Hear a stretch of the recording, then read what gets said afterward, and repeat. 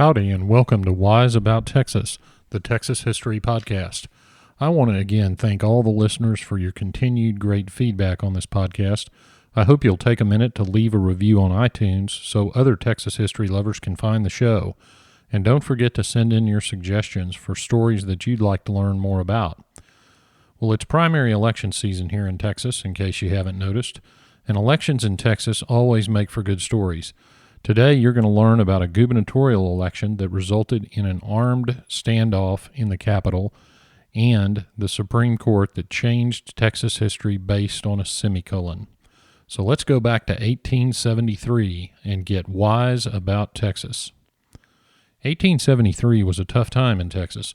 Reconstruction was in full swing. A few years before, the radicals in the U.S. Congress had replaced presidential Reconstruction with military Reconstruction. Federal troops began entering Texas to enforce the Reconstruction laws in 1865. The military demanded strict loyalty and threatened the antebellum and wartime Texas leaders with a loss of their political power. The citizens feared a loss of their economy and lifestyle because of the Federals' view on civil rights. It was an uncertain time. The military was slow to impose its will, however, because there were relatively few troops in Texas and most of the troops were on the frontier. There was also a lot of turnover in the upper echelons of the military. There were 8 different commanders of the federal forces in Texas from the end of the war until 1870. But there was a great deal of tension between the citizens and the occupying forces in the early 1870s. The radical Republicans in Texas won an 1868 election to convene a constitutional convention and draft a new state constitution. One of the leaders of those radicals was Edmund J. Davis, or E.J. Davis. But the Republican Party was split over the provisions of that new proposed constitution. The moderate wing was led by former governors Andrew J. Hamilton and Elijah M. Pease. Eventually, the two factions ran against each other in the 1869 election for governor, and the radical E.J. Davis prevailed. Now, Edmund J. Davis was born in St. Augustine, Florida in 1827. His father died, and he moved to Texas when he was just 21 years old with his mother and 3 siblings. They settled in Galveston initially, but Davis shortly moved to Corpus Christi and became a lawyer. He then moved to Laredo to become a customs inspector and deputy customs collector. Then he moved to Brownsville, where he was the district attorney and served as the district judge, appointed, interestingly enough, by Governor Elijah Pease, who would later become his political opponent.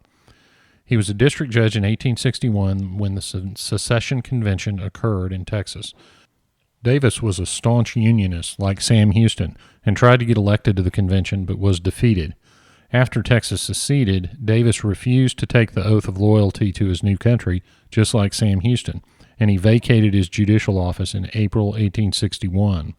Unlike Sam Houston, however, Davis chose to take up arms against his former neighbors. He was loud and proud of his Union sentiments and was soon forced to flee to Mexico. From there, he traveled to Washington and met with President Lincoln, who gave him a colonel's commission and authorized him to recruit what became the 1st Texas Cavalry in the United States Army. That regiment was organized in New Orleans. It sailed to Sabine Pass but did not participate in the battle. It later sailed to Galveston, but the Confederates had retaken Galveston before the unit arrived, so it sailed back to Louisiana. It later fought in several campaigns in Louisiana, including some against my great-great-great-grandfather's unit. Davis's unit returned to Brownsville during the Rio Grande campaign, and he was promoted to general and commanded General Joseph J. Reynolds' cavalry in Texas. Davis remained in Texas after the war as a radical Republican. He ran for that governor in that 1869 race, and his opponent was the moderate Republican Andrew Johnson. Someone told President Grant that Johnson's moderates had sold out to the former Confederates, whatever that meant, so Davis's old boss, General Joseph Reynolds, took control of the election. The Army made sure that Davis supporters controlled the polling places and generally supervised the election. There was also reported to be a bunch of voter fraud on both sides, but in any event, after the federal government ignored the moderates' pleas for an investigation, Davis was inaugurated the governor. Now, to put it as mildly as I can, Davis turned out to be the most hated governor in history. He controlled the legislature, which passed an act requiring all able-bodied men to join the militia. It also gave Davis command of the militia and declare martial law any time, which he did. He charged the counties where he declared martial law for the cost of the martial law that he imposed. He also had a state police force, which was basically his own private police force. In fact, during the debate in the legislature on the militia bill, he had several opposing legislators arrested and held illegally. While they were away being held, the legislature passed the bill. So that's a good way to do it if you can get away with it, I guess. The Democrats eventually mobilized, and in the election of 1873, Richard Koch defeated Davis by a margin of 2-1. But this is Texas, so that was not the end of the story. Now, the stakes were high in the 1873 election. The radical Republican Davis wanted to hold on to the considerable power he had given himself, and the largely conservative citizenry, mostly Democrats, were ready for Reconstruction to be over and to be free from the oppression that they had endured under the Davis administration. So the newly defeated sheriff of Harris County, A.B. Hall, arranged for a warrant against a Mr. Joseph Rodriguez on a charge of voting twice in that 1873 election. Rodriguez was actually arrested in Travis County, and Rodriguez brought a habeas corpus proceeding in the Supreme Court to seek his release, saying his arrest was wrongful. Now, interestingly, Rodriguez was represented by former governor and Davis enemy Andrew Hamilton and by former Harris County District Judge Chauncey Sabin. The state moved to dismiss the proceedings as wholly trumped up by the sheriff. Now, why would he do that? Well, one of Rodriguez's arguments was that he couldn't be guilty of a crime of voting twice because the election itself was illegal. Of course, if it was illegal, then Davis would remain governor. Now, I'm not going to bore you with a detailed procedural discussion of why this case was in the Supreme Court, but we do need to take a look at the Supreme Court at this time. When General Reynolds interfered with the 1873 election, Governor Pease resigned, stating that he was, quote, unwilling to become in any way responsible for the course being pursued by the military commander and the administration in Washington, close quote. So that left Texas in control of the military and resulted in the Davis victory. Now he got to appoint 3 justices to the Supreme Court. So Davis appointed Lemuel Evans, who in fact was a moderate Republican. He also appointed Wesley Ogden, who was a Unionist Republican from New York, who had come to Texas in 1849. The 3rd justice he appointed was Moses Walker from Ohio, who had fought many battles against his new fellow citizens and had come to Texas with the military occupation in 1868. Evans later stepped down to be replaced by John McAdoo at the time the ex parte Rodriguez case had come before the court. Now, the case turned on the interpretation of a provision in the Texas Constitution of 1869, and here's that provision. Quote, all elections for state, district, and county officers shall be held at the county seats of the several counties until otherwise provided by law, semicolon, and the polls shall be opened for 4 days from 8 a.m. until 4 p.m. of each day, close quote. Now, earlier in March 1873, the legislature had passed a law, approved by Davis, that each justice precinct in a county would constitute an election precinct. It also provided that the election would be only 1 day, with the polls open from 8 to 6. So if the Supreme Court decided that the phrase, quote, otherwise provided by law, close quote, allowed the legislature to change both the location of the polls and the number of days they could be open, then the election would be legal and Davis would lose. If the court decided that otherwise provided by law applied only to the phrase before the semicolon and not the number of days the polls should be open, the election would be void and Davis would remain in power.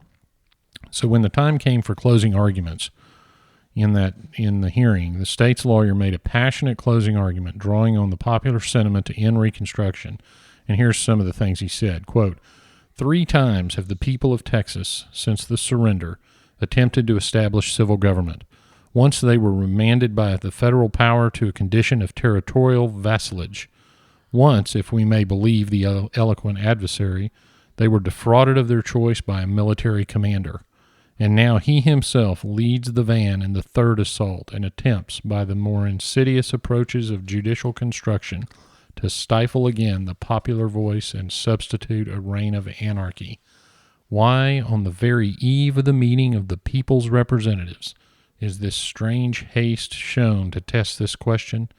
Why does the counsel of Rodriguez assume upon the facts the position of a prosecutor? These are questions which all can answer." Close quote. Now, in response, and with equal passion, former Governor Hamilton argued, quote, "I do not take my lessons in patriotism from gentlemen who in 1861 were members of a mere mob, styling itself a state convention, which was called by about 40 persons and which gloried in overthrowing the state government and tearing down the United States flag. I never fought against the flag of my country, neither did I learn those lessons in a foreign land, in Mexico, under a carpetbag emperor who was afterwards shot for interfering with the constitutional rights and liberties of a free people." Close quote. So it sounds to me like the real issue in the case was Reconstruction rather than Rodriguez. In any event, the court decided that the semicolon between the phrases "otherwise provided by law" and the phrase providing for a 4-day election meant that the election was in fact illegal and invalid. Now, I will note that in 1869, if an election's held in only the county seat of a county, 4-day voting probably made sense because people would be traveling by horse and wagon or foot to the county seat to vote. But if you spread the voting around the county, a 1-day election makes a little more sense. So the court certainly could have found the error in the conduct of the election harmless, but the court relied on that semicolon and changed Texas history. Now, the decision in Ex parte Rodriguez has led to that particular Supreme Court becoming known derisively as the Semicolon Court. Almost 100 years later, another justice on the Texas Supreme Court noted that the Ex parte Rodriguez was the origin of hostility towards semicolons and those who rely on them in statutory construction. In an 1898 history of Texas, the author Wooten pointed out that no Texas lawyer likes to cite opinions from the Semicolon Court, and their cases were tabooed by the common consent of the legal profession. That feeling was not universally true, however, because the Semicolon Court's cases were occasionally cited, including in one case dealing with insanity, so we'll just leave it at that. The reaction to the decision was swift and violent. Armed mobs formed and moved on the Capitol, demanding that Davis vacate the office. Despite the Supreme Court's ruling, the newly elected members of the legislature started to gather in Austin. Davis actually refused to leave the Capitol building, and he holed up on the first floor. As Texans like to say, here's where it got Western. Davis summoned the Travis Guards to protect him and enforce the Supreme Court ruling. Now, the Travis Guards were formed in Austin in 1840 to protect against Indian attacks. Named for William Barrett Travis, the Union served as an escort for President Sam Houston in his second inauguration as president in 1841. The unit later disbanded for a time, but was reorganized in 1851. In 1861, the Travis Guards became part of the 6th Texas Infantry for the Confederate Army. The unit was captured in 1863 and it was captured again in 1864. Well, E.J. Davis should have studied his Texas history and where the sentiments of the Travis Guards might lay, because though he had summoned them to the first floor of the Capitol to protect him and enforce the Supreme Court decision, the unit got there and changed their mind, and instead decided to protect the newly elected Governor Koch, and they secured the hallways so that the legislature could convene on the second floor of the Capitol. Davis had also petitioned U.S. President Ulysses Grant to send federal troops to the state capitol to keep Davis in office, and was waiting to hear from Washington on that request. Now, speaking of the legislature, in the middle of the night, before the legislative session was to begin, the newly elected legislators scaled the walls of the then 2-story Capitol and entered the second floor through the windows, where they became protected by those Travis Guards who had changed their mind about protecting Governor Davis, and they were ready to convene in session and inaugurate Governor Koch. So the standoff was at hand. Now, Koch held the advantage in this standoff because the legislative hall was on the second floor of the Capitol, and so were the members of the legislature. So as 2 armed governments occupied the Texas Capitol, a couple of important events occurred. First, President Grant refused to provide any support to Davis and advised him to abide by the vote of the people. Second, the legislature went ahead and convened and inaugurated Governor Koch. Davis finally surrendered and resigned his office on January 19, 1874.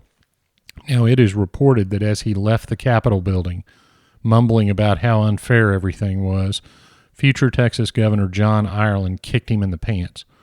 By the way, as he left, Davis locked the door to the governor's office and took the only key. so Richard Koch had to take an axe to the door to sit at his new desk as governor. Now, E.J. Davis went on to run for governor again in 1880, getting trounced by Orin Roberts. He ran for Congress in 1882, resulting in another defeat. He could have become the customs collector in Galveston, but didn't like President Rutherford Hayes, so he refused that appointment. He went on and practiced law in Austin and died in Austin in 1883.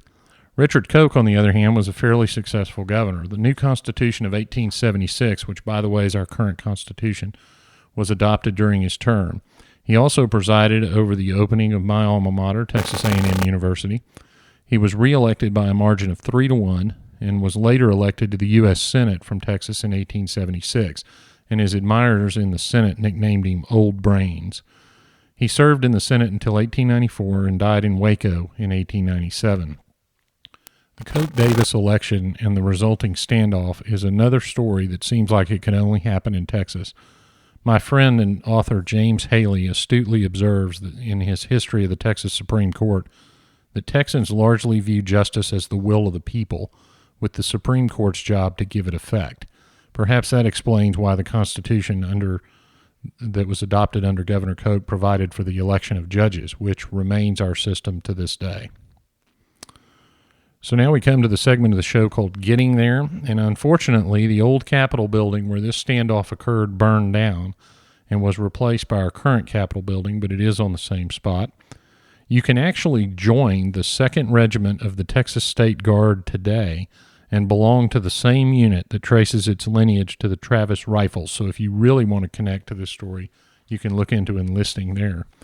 Governor E.J. Davis is buried in the Texas State Cemetery, and his grave is easy to find because it's marked with what some folks have described as an obnoxiously tall monument.